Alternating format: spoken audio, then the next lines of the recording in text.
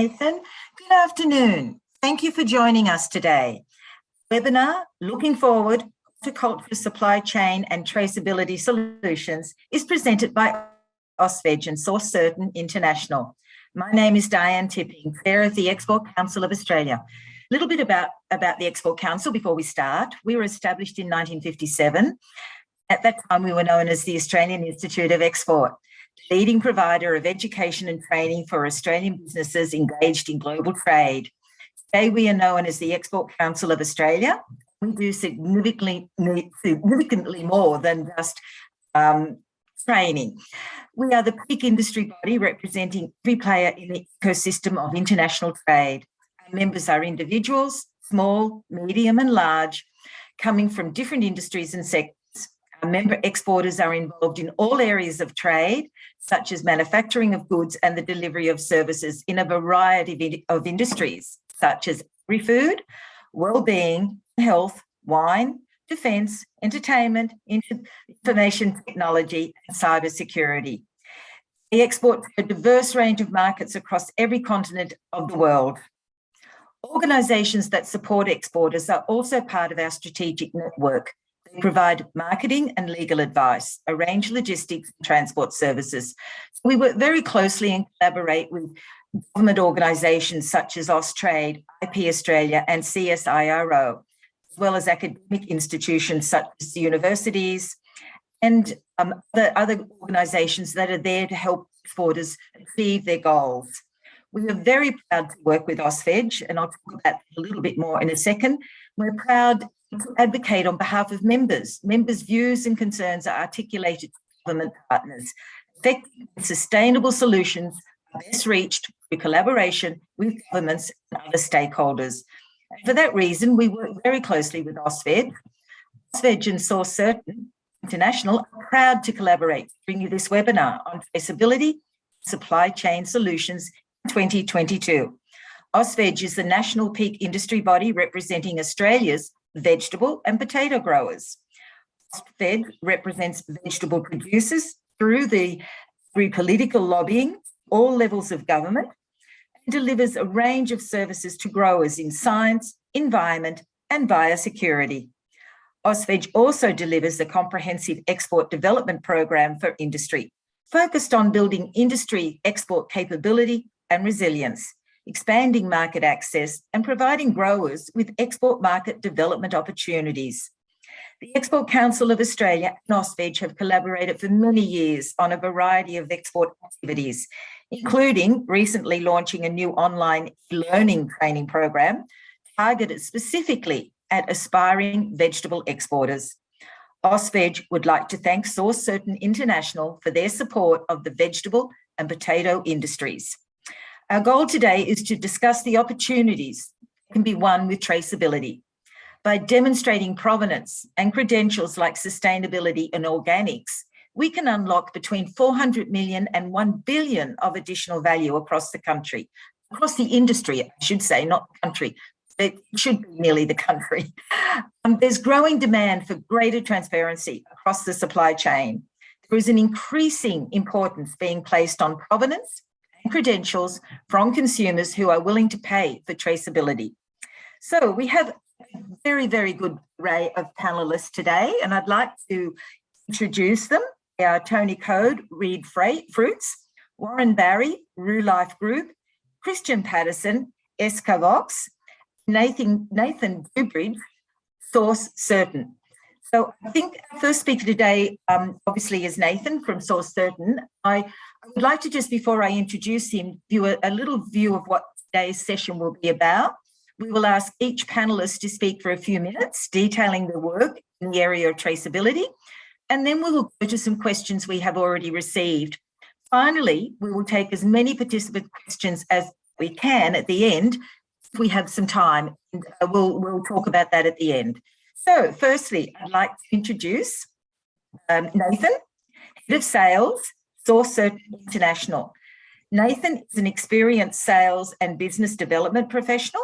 He has a key role within the commercial team that manages the expansion of CI's unique provenance technology, greater create greater value and trust for producers, suppliers, and consumers across the markets that they operate in. Prior to SCI, Nathan had a successful career working in sales, business development, operations, and leadership roles across retail, franchising, consumer products, export markets. Nathan's previous experience lies across a broad range of industries, and his strong understanding of business operations and the importance of customer relationships enables SCI to establish long and real connections with clients from around the world. Over to you, Nathan.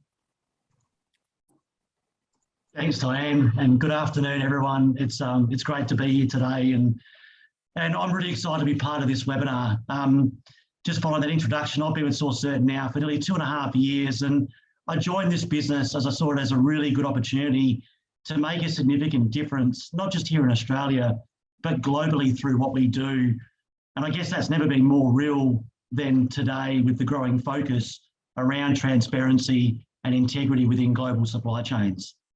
It's a real privilege to be able to speak today, share a bit about who we are, what our technology can offer, especially in regards to supporting Australian growers and the broader horticulture industry after what's clearly been a challenging couple of years. Source Certain is a science technology company. We're based here in Perth, Western Australia, and we have leading capabilities in provenance, analytical, and forensic science. Our key focus is provenance science, and our proprietary origin verification technology is called TSW Trace, which is a globally recognised scientific process for determining provenance or origin of products or raw materials. TSW Trace was first used now about 40 years ago by our chief scientist in Dr. John Watling, where it was developed as a scientific method to determine the provenance of gold and diamonds to assist with criminal investigations. But since then, both John and our managing director in Cameron Scatting have been able to evolve the technology into a commercial application as a forward-facing supply chain integrity tool that's now been applied across most food or non-food sectors. Our scientific technology analyses that relationship that exists between a product and its environment through analysing sort of key markers or elements that are naturally absorbed by the product from that environment. We then use this information to identify a unique chemical fingerprint for both the product and its matching location of origin. This fingerprint then allows us to verify a product back to a specific point of origin, and we're talking an orchard or a farm, from any point within that supply chain. Our vision at Source Certain is for supply chains to operate transparently with integrity and trusted by consumers to deliver what's being promised to them. And many sort of facets, I guess, of this hinge on that ability to know where food and products have come from. And what Source Certain can do is offer that assurance to a scientific standard that is pretty unique to the market. In the last 2 years, we've delivered both industry and B2B solutions across seafood, agriculture, horticulture, wine, cannabis, diamonds, and critical minerals. But our most recent work from the horticulture space includes Bravo apples, that we now have a national program to underpin that variety. Naturally Nurtured, where we're supporting 26 growers and commodities in Western Australia. We've done some work with rock melons around regional separation of sources. And obviously it's great to be able to share this webinar today with Tony from Reed Fruits, who we've now had a working relationship with over the last couple of years, which has been great. I'll hand back now to Diane, and I look forward to further discussion sort of as we work through the webinar on how we can apply our technology and work with others within the horticulture supply chain. So thanks, Diane. Back to you. Thank you, Nathan. You got me with diamonds and gold. I was very interested to hear how all that works. It's fascinating. I look forward to hearing more about that as we go forward. The next panelist is Tony Code, Marketing Manager and Manager Marketing and Sales, Reed Fruits. Now, we all know Reed Fruits. Tony, would you like to give us a little bit of background about the company and your work in this area? Thank you. Thanks, Diane. For those of you that don't know, Reed Fruits is one of the largest cherry producers and exporters in Australia. Yeah, the company's got a 165-year history in fruit growing and exporting from Tasmania. That was originally in apples, but about 20 years ago, the company transitioned into growing cherries, and we started exporting cherries from Tasmania in 2005. So in the provenance and traceability, our experience in that is basically from the first day that our products arrived, cherry products arrived in markets overseas, we started to encounter problems with counterfeit product. So over the ensuing years, we've tried to use various methods to prevent counterfeiting of our product, and things such as higher quality embossed and foiled cartons and watermark carton bases, other packaging, things such as branded plastic liners, a seasonal foil sticker that we changed at the start of each season, QR codes in boxes and so on and so forth. But our experience in the 2018-19 season was that, within 1 or 2 weeks of our product arriving in the market in that season, all of those anti-counterfeit methods that we employed for that season were copied. So subsequent to that season, we undertook a search to look at new technologies and things we can implement to help with our anti-counterfeit program, and also to help with our provenance, and also help with our storytelling. That's been a big part of Rude Fruit's marketing in overseas markets for a lot of years, is getting our story out there. So subsequent to that, we started working with Lava, and for the last 2 years, as Nathan mentioned, we've also employed Source Certain, worked with Source Certain to do a program with our orchards, with testings and in-market verification of the provenance of our product, and that's been working very well. We've reduced our reported counterfeit to virtually nothing in the last season from where it was 3 or 4 seasons ago. So that's having a big impact on our story, and our customers being sure that when they buy our cherries, that they are genuine Rude Fruit cherries and not counterfeit product. So that'll do for me now. Back to you, Diane. Thank you, Tony. And you didn't talk about yourself, so I'll just quickly really give a little bit of update. Not very good at that.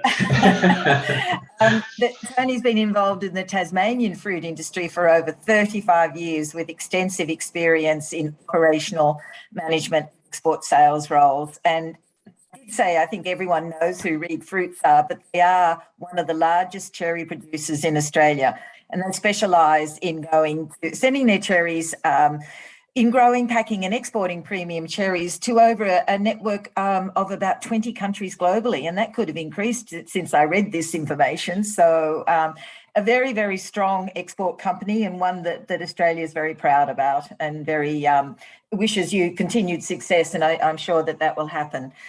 Thank you.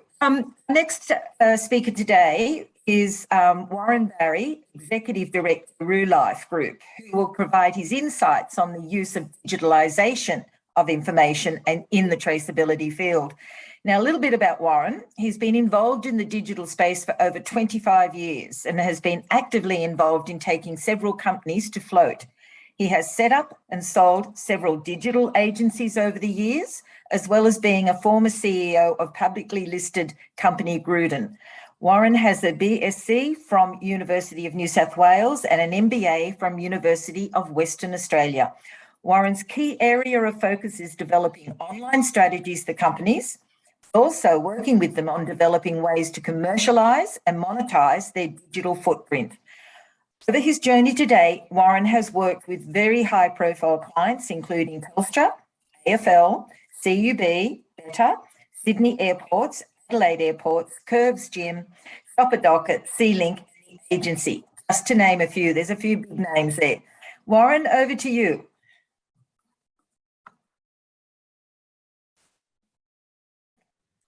Thanks, Diane. Just had a flashback on the last 20 years, yeah. But, Okay. yeah.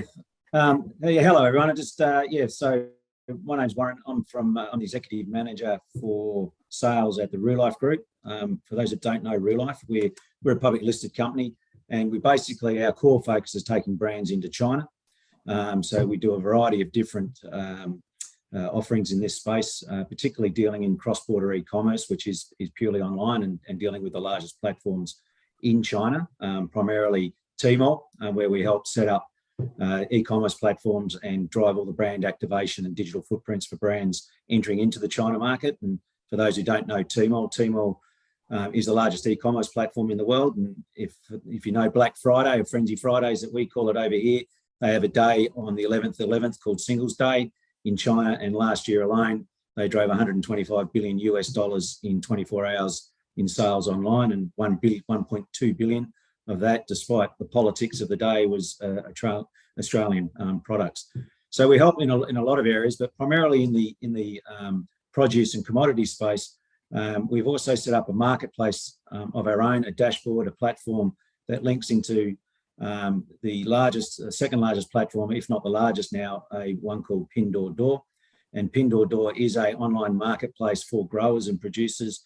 And it basically is a group buying marketplace where people can actually go in and just buy, 1, 2 avocados and pears and whatever. And that has now over 1 billion customers. So we help take producers and growers, brands from all around the world into Pinduoduo. We manage the distribution, the logistics, everything to do with export, import. Most importantly, we manage all the China relationships that need to be managed in getting produce from the supplier or grower to the end buyer.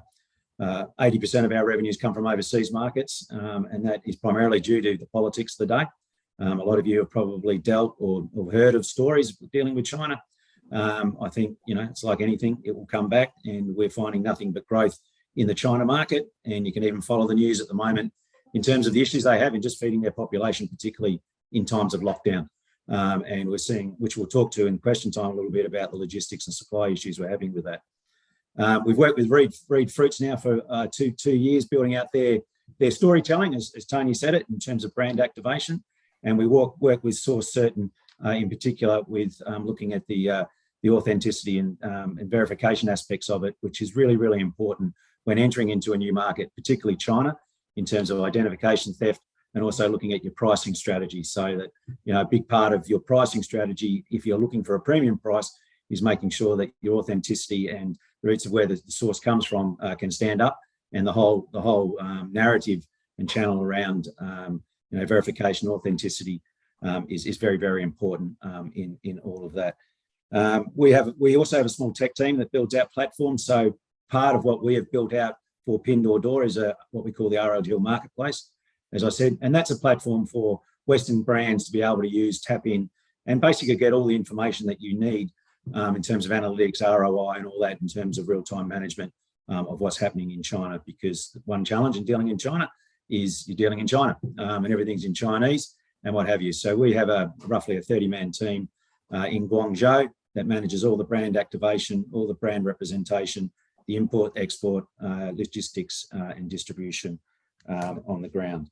I think that's probably. Oh, sorry. Just apart from China, obviously, like no other business, in the last 2 years, we've had to pivot, and we've been looking at other markets for brands, particularly here in Australia with the wine industry, and particularly fruit and veg businesses, in looking at Singapore in particular, and Southeast Asia, and looking at not just online through Lasmall and Shopee storefronts, but also looking at new distribution channels into these markets as a way of de-risking, for the want of a better word, the reliance that some of these had on China previously. And as Nathan mentioned previously, we work with Source Certain with one of those brands, Naturally Nurtured Australia, which represents over 8,000 odd small producers across Australia that are all in the regenerative and organic produce space. So some good experiences in that. Wonderful. Thank you, Warren. I think I'd like to say it's expanding your markets. It's both de-risking, but also expanding. It should be a wide variety of markets available for everyone to look at all the time. Next panelist is Christian Patterson, Head of Sales, Escavox. At helping businesses reach their strategic commercial goals, Christian formerly worked for Hort Innovation Australia, where he played a critical role in determining and developing the organisation's R&D portfolio. With an eye for detail, passion for nurturing success, Christian has previous experience as a fleet manager with a national transport company, as well as earlier roles with produce companies and freight forwarders in a business development capacity. Christian, please provide an overview of what you do and yourself as well. Thanks, Diane, and look, thanks to everybody that's joined the webinar this afternoon, to the fellow panelists. It's an awesome pleasure to be speaking here. Just as Diane said, look, I have a varied background across a number of fresh produce companies, as well as working as the fleet manager that was with Woolworths in the Primary Connect. Did that for 5 years, and I've ended up here as head of sales and operations at Escavox. And simply put, we have a device that is quite small size of an iPhone that goes in fresh produce, seafood, meat, any perishable item, as well as we are now starting to delve into ambient. But our device tracks real-time temperature, GPS location, humidity. It then provides the customer with an end-to-end snapshot of how their product has travelled, especially in the fresh produce sector. We've also done a lot of work with Reed Fruits as well on their export program. We don't only just do domestically, we also do internationally, both in and out of Australia, and also across countries across the world. Device, as I said, it's a device that records the real-time temperature. It then gives alerts to a customer to let them know that their product is potentially and also actually travelling out of spec, which then affords them the opportunity to make decisions around the quality of their product, where that product will end up, if they want to either then return that product to themselves, or if they then want to make a decision in their business about what they do with that product. Ultimately, the consumer benefits from knowing the information that we provide, and it allows that customer to make some real-time decisions about their products. We've been going for just over 3 years, since 2018. We supply to currently 7 of the top 10 fresh produce suppliers here in Australia, who make up a large portion of the market. We cover just over 50 commodities at the moment, which is fantastic, and that's ever growing. We've seen a diversification into seafood and to fresh meat, fresh and frozen meat on the export market. We talk about the supply chain issues, and we've found that of recent times especially, that products are being held up and are being compromised by potential delays in the supply chain. So having that real-time information affords our customers, as I said, the opportunity to make decisions around what they do, and ultimately the consumer benefits when they get the product that is in the working order that it needs to be. We're certainly excited about the future of traceability and where it's going, the provenance of products, and the customers that we're working with. They are, as day goes by, they are ever increasing the usage of this device to make sure that their products are travelling as they should be. So we're looking forward to the future, and we look forward to answering any questions that may crop up in the next half an hour. Thanks, Diane. Thank you, Christian. I hope everyone can hear me okay. I knew there were a few messages. I know there's a few messages in the chat about the sound. I'm sorry if that's an issue. I'll keep trying to just keep my face still. So we've introduced the 4 speakers, the 4 panelists, and now I'd like to ask some questions of all of the panelists. The first question is to Nathan. And I know you talked about this, Nathan, in your discussion, but can you give us a little bit of information about where you sit within the horticulture supply chain? A bit more detail, please. Yeah, sure, Diane, and that's a really good question. I think overall, at the moment, we sort of see Source Certain as a bit of that missing link, if you like, but a really important one within the broader horticulture supply chain integrity system today. If you distill it down really simply, we see ourselves operating in the gap between where something is grown and where something is labelled. So obviously when we talk provenance, we're taking a very literal definition of that word being that earliest point of origin. And obviously if we're talking around fruit and veg in particular, that is the specific farm in which where that product has been grown. So our science provides a real robust evidence-based approach around verifying where something has been grown independently or irrespectively of any claims or storytelling or labels or data or whatever it may be. Because as we know, unfortunately from time to time, some of that can be deliberately or accidentally manipulated, whereas we rely on what's inherently present within that product around that determination of provenance to support that information that's being communicated. And then what that allows is then growers or industry stakeholders can then leverage that layer of scientific information that then builds integrity within their traceability solution and then increases that level of trust and transparency for stakeholders. So while we spend a large component of our time or our work occurs at that at the origin or the location and where a product is grown, because that's where we construct that reference fingerprint, we also play an active role in the later parts of the supply chain right through to the retail location where we're interacting and selling to consumers.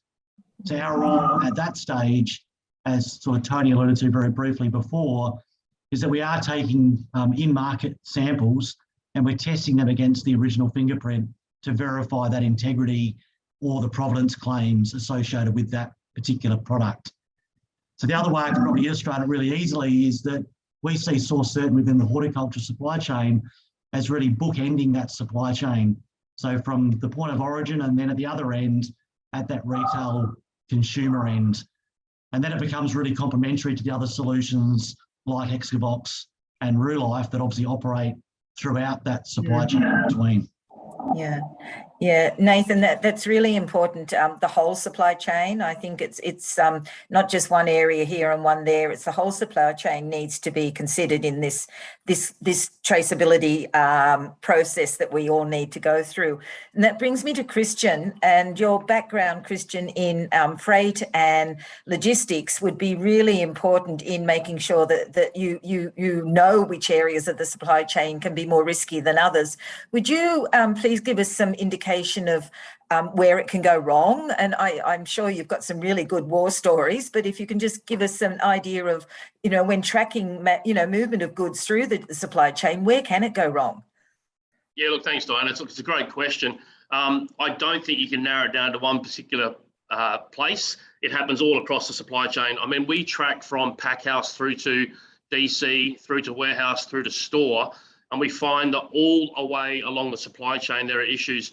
A lot of customers don't actually know there's an issue until one crops up. But what we try and provide them is the insight to say that this is what's happening, and there's some recommendations about what you might be able to do better. The supply chain issue at the moment is probably as bad as I've seen in the last 25 years. And I think everyone else here in the panel would attest to that as well. The backup on export and having containers sitting at wharf. We see some information through LinkedIn and these other media channels where they're showing us the amount of vessels that are currently sitting there. It's compromising your product. Ultimately, what we do is we give you the insight as to what's happening, and that supply chain issue is not going to go away in the near future. In fact, it's probably going to get worse before it gets better. Yeah. Now, not to obviously promote what we do ahead of everyone else, because everyone else plays a vital role in that. But I would certainly suggest that if there's a way that you can monitor what your product is doing and in what capacity it's traveling, it's really important to the end product to the consumer. Yeah, no, I agree totally. And it doesn't look like it'll get better in the short term at all. Not at all. Christian, I have another question for you, though. Following on from what you've just talked about, what are some of the challenges faced when trying to implement these traceability solutions? Well, I think, there's a couple actually, Diane. Again, thanks for the question. One is always the cost. There's a cost-benefit analysis that companies will do. They'll say, okay, I'm paying X amount of dollars, where's the benefit? Well, ultimately, you won't see that until you either get a rejection or you get feedback from customers to say the product that you supplied isn't to the quality that we desire. Again, most companies think that everything is going great until they see that, and they then say that, well, that's only 1 out of 100. The problem with it is there's reputational damage, there's retailer damage, there's consumer damage, there's brand damage. There's a lot of damage that's done along the way. So I think in order for people to understand where their issues are. They need to sometimes do a really deep dive into their whole of business, and they might do that in a segmented way. But that will hopefully then allow them to make some decisions that actually, again, the consumer's the end benefit here. If the consumer has a great experience, they'll come back time and time again. If they don't, in this day and age, they'll jump ship as quick as they need to. Thank you. My next question is to Warren, and just based on what was just spoken about, what the consumer sees and what they pay for is that's the end game when we think about it. And they're probably willing in a lot of instances to pay more if they can have that product arrive in a safe, edible, good condition, as good as it can be, and they'll pay the price. So how important, taking that into account, so Warren, how important is traceability in terms of pricing strategy for new markets? Yeah, look, I think it's extremely important, Diane, because particularly when you talk about the China story, everyone has nightmare stories around, being either one, the brand being stolen, two, it's a race to the bottom in price, not knowing who the end customer is, and really not understanding where your product's going. So there's traceability issues that both Christian and Nathan are talking about are critical. So, but the thinking has to be done up front, right? So before entering into a market, you need to understand the risks and and what sort of market you're targeting and what your competitors are doing. So before we start with anyone, we sit down and do a market research piece and look at the competitors. What's the pricing point? Particularly in online, it's the advantage of online quickly is through all the major platforms that we deal with, primarily with Tmall, Pinduoduo. There's hundreds of them.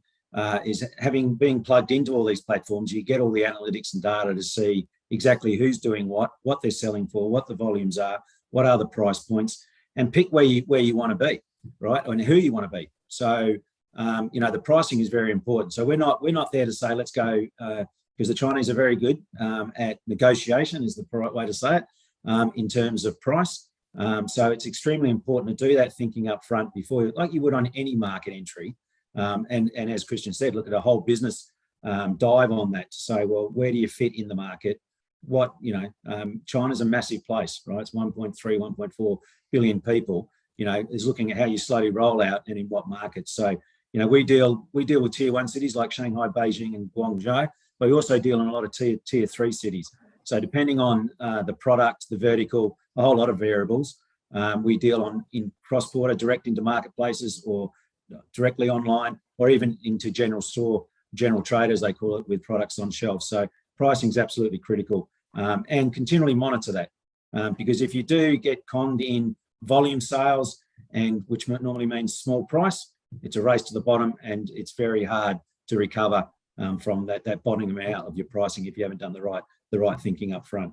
And traceability, particularly if you're demanding a premium obviously comes from, we do a lot with the Margaret River region. So Margaret River region as a brand is very strong. So therefore, the ability to prove it's from there warrants a premium. Despite the politics of the day, the one thing we can tell you, and we're up against this every day of the week, is brand Australia is still very, very strong in China, despite the politics of the day and, there's certain bans being wrong. So, we've been dealing in China for a number of years, and, it's wine, it's beef, it's seafood at the moment. Next week it'll be potatoes, it'll be whatever. There's always something going on. So it's all about remaining connected, having the right trusted relationships, and all working together on a brand entry into China, and making sure that their distribution channels are big and long. Everyone wants their piece, so it's about managing that the right way. Yeah. No, I'm pleased to hear that brand Australia is still very powerful in China, in any country. And we need to keep it like that, and traceability will assist us in doing that going forward. Thank you, Warren. Now, Tony, you have had many years' experience in the vegetable or in the agri industry, and from a grower's perspective, a little bit opposite to what Warren was talking about, how important has traceability and provenance been for your business? The issues that that you've been through and you talked about with people, fraudulently, I can't say the word, taking your product and marketing it differently and so forth. You've resolved that. You seem to have resolved that, and you're working very hard to keep it resolved. You've been very successful with that. But how hard is that? How hard has that been? And I suppose there's a cost to all of that as well. I suppose it's been quite costly, not suppose, but it has been quite costly to do all that. Do you want to give us a little bit of, reply into some of the points I just mentioned then, please, Tony? Yeah, sure. I wouldn't be so confident to say we've resolved the issue that we've had in the past with counterfeit, but we're ahead of the game for now. So that's I always sort of fond of saying that's a bit of an arms race. It's just a matter of staying ahead of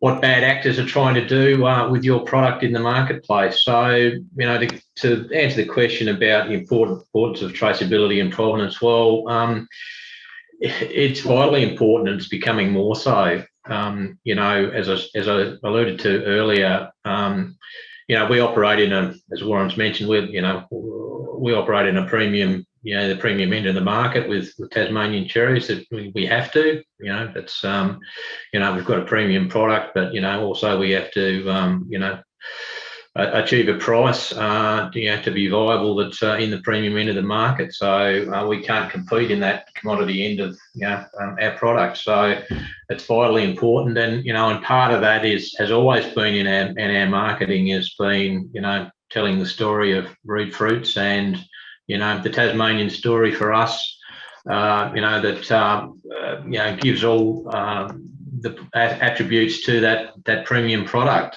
So that's always been part of our story. But more and more, consumers in the marketplace are interested and wanting to know more and more about, the provenance of the product and the story behind it, and with what we've talked about with counterfeit, particularly in Asian markets, also that they can be confident that the story that they're being told about that product that they're paying for can be backed up with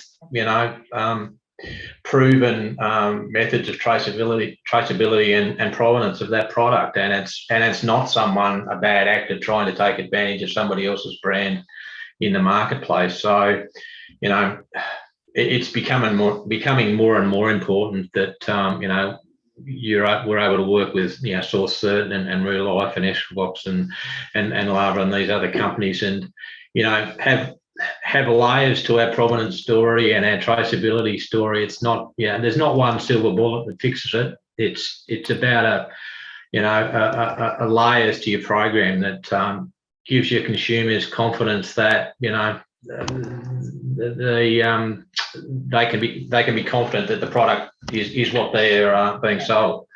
Yeah, I agree totally. Thank you, Tony. Thank you. Nathan, a question again for you. So I think we all agree that traceability is here to stay, and that it is here anyway, and we need to keep doing it, and we keep needing to improve and work forward on all of those things. But how easy is it to do? How easy is it to get started? Nathan, can you give us a little bit of idea about that, please? Yeah, thanks, Diane. And again, a really good question again. And I think sometimes, I guess, that is getting started or knowing where to start can sometimes be the hardest part in this process. And we also appreciate that whether it's us or anyone else on the panel today, or even outside of the webinar, that it is an investment for growers. But sort of following on from Tony's comment just then as well, it's also about safeguarding your business and allowing, I guess, building trust and opening up, I guess, opportunities to further grow your business as well, where there's such a focus on transparency and provenance and traceability now. For us, getting started is really simple, and we pride ourselves on being able to execute our programs as seamlessly as possible and try and tailor our solutions to fit the needs of growers and all the commodities that we work with.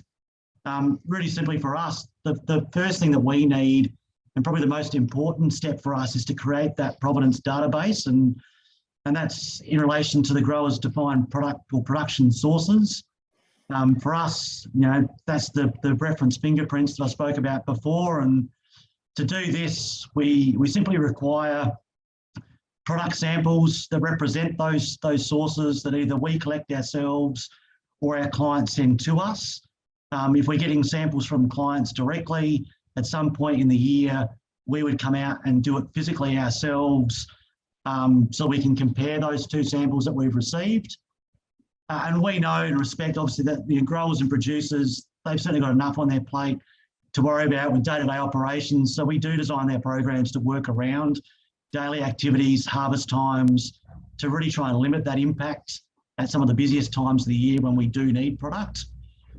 When we get these samples, we bring them back to our lab here in Perth, we analyse them, we establish that Provenance database, and then it allows the clients that we work with to communicate the work that's being done and the program that's in place. And we certainly encourage this communication, I guess, in the name of transparency, really, with some of those stakeholders. And and Tony's alluded to it now a couple of times about the reduction in counterfeit.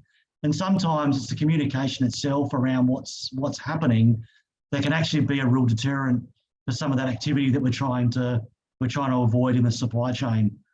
So for us, then following this, we then again collect in-market samples periodically, and we do that in consultation with our clients, and we help to validate the integrity against, I guess, that Provenance database. But it also allows us to identify any red flags or areas of concern that may need further investigation within that supply chain. Okay. Thank you, Nathan. A very, very good answer there. Very good, clear. Well, I know how to do it now. Well, I know what I've got to do, put it that way. My next question is to Warren. And Warren, it's a little bit different to the traceability, but it is about traceability or, going forward. What are the key challenges to being export ready, especially into markets like China? What does someone have to look for?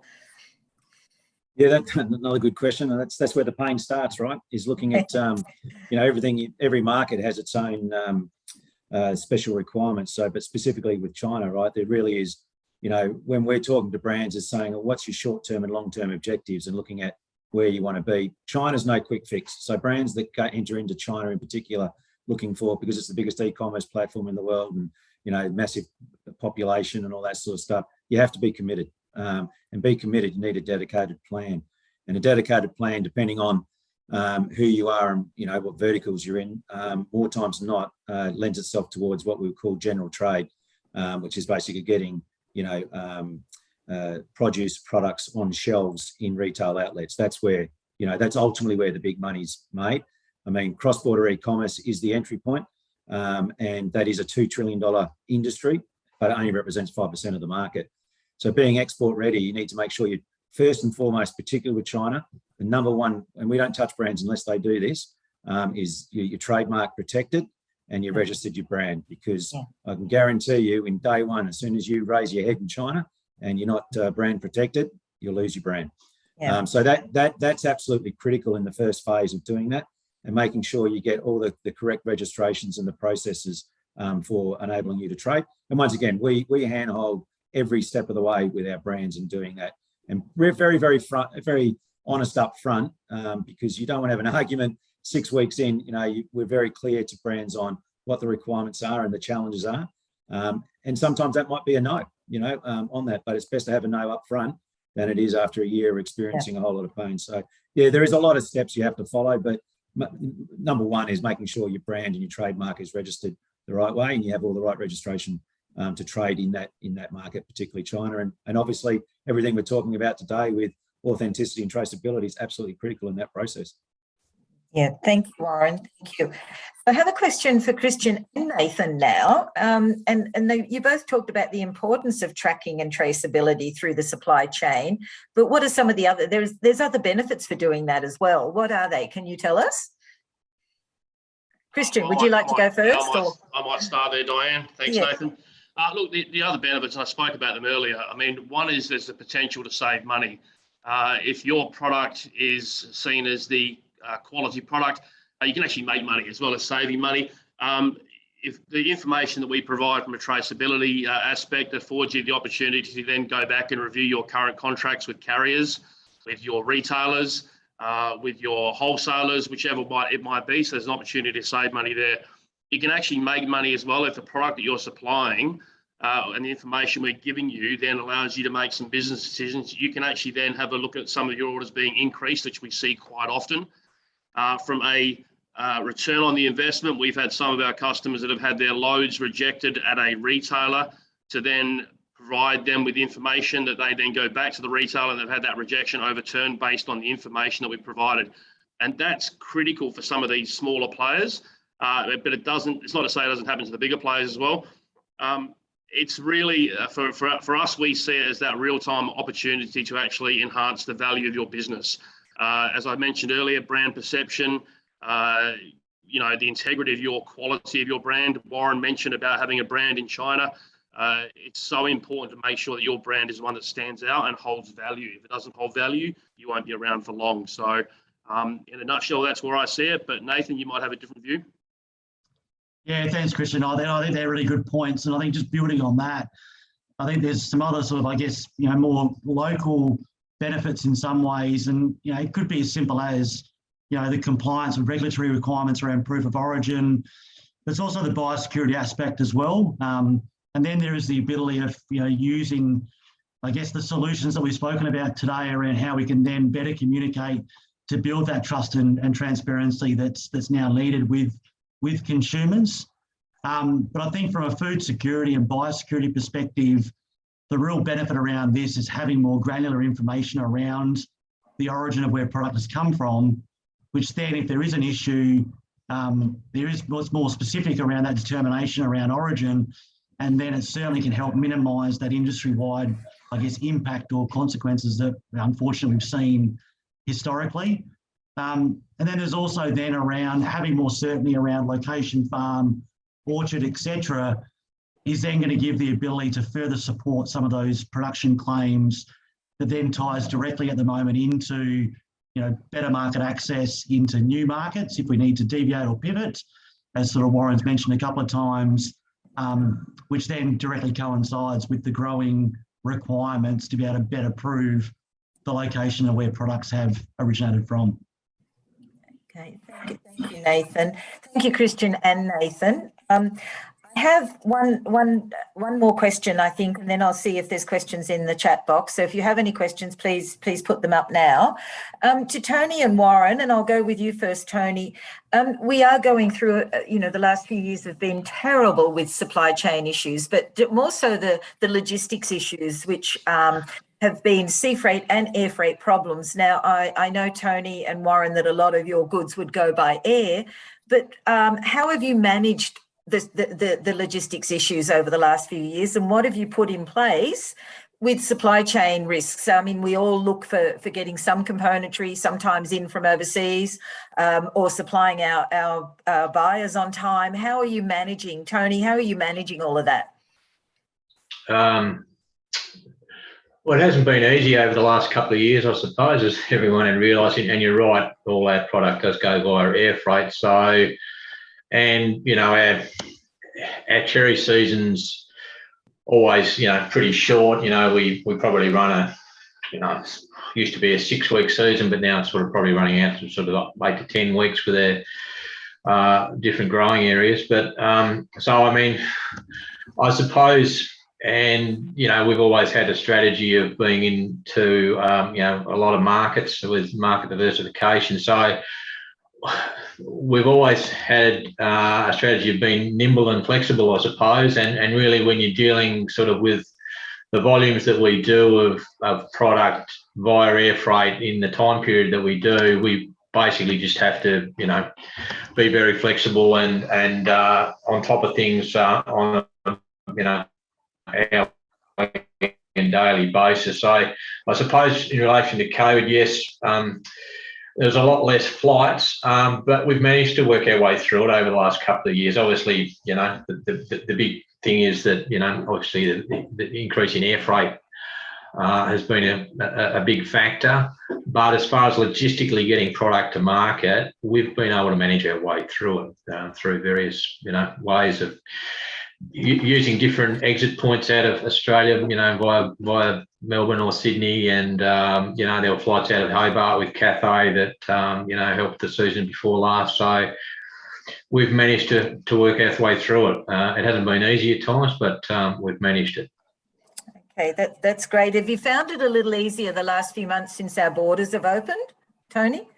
Well, our season finishes in February, so you know, we haven't had too much experience over the last few months since the borders opened with, you know, any changes. And you know, I was on an IFAM meeting this morning and noticed the flights are gradually increasing. So you know, hopefully that means that you know, there's going to be more flights as the year goes on. Well, that's the plan, hopefully.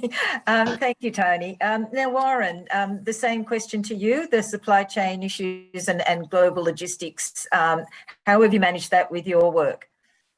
Yeah, with the dartboard, really. I mean, it's probably been, as Christian alluded to earlier on in the piece, that's been our biggest challenge. It's just getting produce or products from A to B. So how we de-risk that from a number of parts is looking at our global diversification in terms of certain products. So, for example, we do a few $1 million worth of avocados from Chile, right, into that. So, you know, you've got to balance up perishables versus, you know, products that have shelf life. You know, we have in a completely different space, aerosol cans for dry hair shampoo coming out of London, which has to go by ship. So it's the biggest challenge in our business is managing that and building that into the ROI for not just us, but also the customers in terms of time to market. You know, I suppose, and everyone on this seminar would have their own experiences, but, you know, the biggest challenge we have being so far away, particularly from China, is we miss out on a lot of stuff because it's time to market, particularly if it has to go by ship. So, you know, and then you have the randomness of certain things like ships, you know, blocking the Suez Canal. I mean, you just can't make that up. So, you know, there's a whole variety of different challenges that go with that. So with us, as I said, 80% of our revenues come from outside Australia. So global diversification is a big part of managing that. And then looking at cost, time to market, ordering products for brands in time so it gets to market, you know, when the demand's ready. So we're not just warehousing certain stock in Hong Kong or Singapore without the built up demand. So it's a very challenging exercise. And, you know, COVID alone has presented its challenges in terms of, you know, no flights, limited ships, lockdowns, and then all that coupled with increasing prices. It has been a nightmare. So we work very, very closely with our clients and producers in, you know, full transparency in terms of what works and what doesn't work, because sometimes it just doesn't add up, particularly when you've got, you know, mass volume and low margin type stuff. Sometimes, you know, the logistics does take a big chunk of that. So yeah, that's what keeps us awake more than anything, I think. Yeah, no, it does, Warren. And I think, sadly, the whole world is feeling it, which doesn't help, but it makes it more, doesn't try and take away too much competitiveness. It keeps us all pretty much on equal terms, I suppose. Yes. So I do have a couple of questions, which I'll quickly ask because we're nearly at the end of the session. So a question for Tony.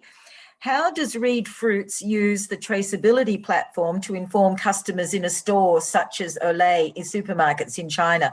How would they know about your traceability program and what you're offering in value with that?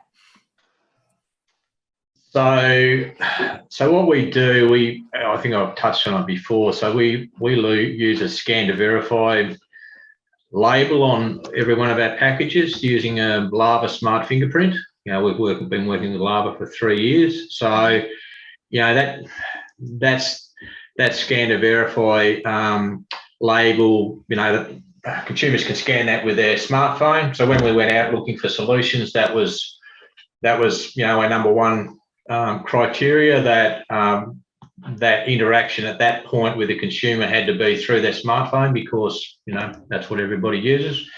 So that, you know, once someone has scanned that label, you know, they get taken to a results page. So in that we have, you know, information there, you know, the work we're doing with Source Certain, that it obviously, first of all, tells them that the product is genuine.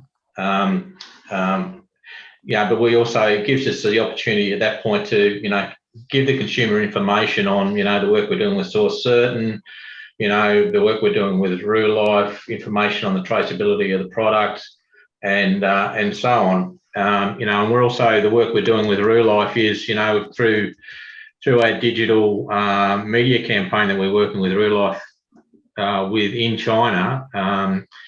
through WeChat and Little Red Book and so on. We're, one of the things we learned out of our first year working with Lava was that, getting the message out through social media was also important, so that, people, consumers knew what to look for. So, we're also telling the story about Reed Fruits and how people can check traceability and provenance of our product. We're doing that through, the Real Life social media campaign we're working with as well. Oh, that's great. That's great. I mean, it's hard in a supermarket for someone to find that information quickly, but if you can do something like you're saying and you're doing it, that, people will read it. They will be very happy to buy a product at a certain price, knowing what the details are of the product, where it's come from and so forth. So well done. Well done. We have 1 minute, maybe, Nathan, for you, please. There's a question, if I can, I don't know if you've gone into the question and answers. There's a question in there. Has traceability extended to include the type of on-farm practices or the inputs used during soil prep, the crop's growth? You would probably understand that a bit better than me. So can you answer that quickly? Yeah, really quickly. I think it's a really good question. And the simple answer is yes. I think if we're talking now traditional, organic, regen farming methods in particular, all of those are associated with the source and where something has come from.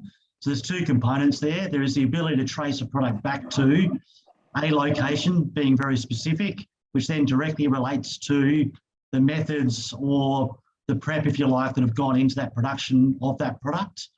And then there's a secondary component, which is through, I guess, the testing capabilities. There is then the identity of the elements, if you like, that are existing within those products. And there is some additional testing that we can do around vitamin, minerals, heavy metals, etc. That may or may not, through some of the work we're doing, show some variation between some of those methods as well. So there's a bit of a two-pronged approach to support, but yeah, the simple answer is absolutely. And I think the importance of being able to prove the production methods and the origin are growing as equal importance. Thank you, Nathan. Well, we are at the end of our session, and I'll just close off just with a couple of comments. Traceability, to me, and our discussion today for fresh fruits and vegetables, means safety and sustainability. It allows customers or consumers to track farms, crop harvesting methods, warehouse conditions, product processing, packing quality, logistics, and more. And the demand for this is not going to go away. We can save, by improving our traceability systems, we can save on resources, we can save we can harmonise our traceability frameworks and regulatory technology through many different processes that into one. It has so many advantages. Through these savings, though, businesses can better invest in business growth going forward, both domestically and, of course, in the international markets. So I'd like to thank Nathan, Tony, Warren and Christian for your valuable input today. And thank you to Source Central for your support to present today's webinar, and of course our host Ausveg. Thank you for your continued support, Ausveg, to the vegetable and potato industry. Thank you, everyone. Good afternoon. Thank you.